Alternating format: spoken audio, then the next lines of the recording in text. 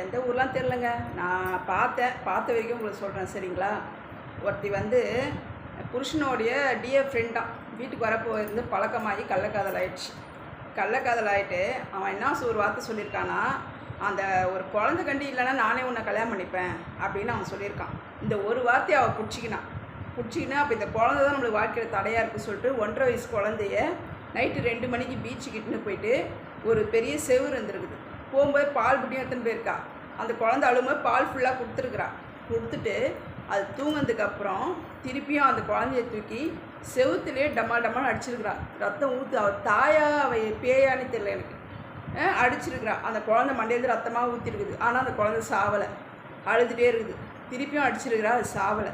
உடனே என்ன பண்ணியிருக்கா, கடலை தூக்கி போட்டாங்க. உனக்கு வந்து நான் கேட்குறேன், இந்தமாரி கள்ளக்காதல் அவங்கன்னா ஓடுங்கடி. நான் வேணான்னு சொல்லலை. உங்களுக்கு புருஷங்க பிடிக்கலையோ அதுனா உங்களுக்குள்ள அது தேவையில்லாத சப்ஜெக்ட்டு சரிங்களா. ஒரு வாழ்க்கை சரியில்லையா, நீங்கள் போகிறீங்களா, ஒன்று பிள்ளைங்களை இட்டுன்னு போங்க. பிள்ளைங்க வேணாவா, எவ்வளோ அனாத ஆசிரமம் இருக்குது, எவ்வளோ கோயிலாக ஏறி அழுகுறாங்க குழந்தை இல்லைன்னு. அவங்களுக்கு கொடுங்க. இல்லையா அந்த புருஷங்கிட்டே விட்டுடுங்க. எந்தாடா அவங்க பிள்ளைய பார்த்துக்க முடியாது அப்படி சொல்லிட்டு விட்டுடுங்க. எதுக்கு அந்த ஒன்றுமே தெரியாத அந்த பச்சை குழந்தை எதுக்கு நீ சாவடிக்கிறீங்க புறம்புக்கடாங்களா. எனக்கு கேட்டது மனசே கஷ்டமாகுதுங்க. அங்கே தாய்மைக்கு தான் மரியாதையாக அந்த தாய்மை பேரை கெடுக்கிறதுக்குன்னே இந்த நாய்ங்களாம் வந்து சேர்ந்துக்குது.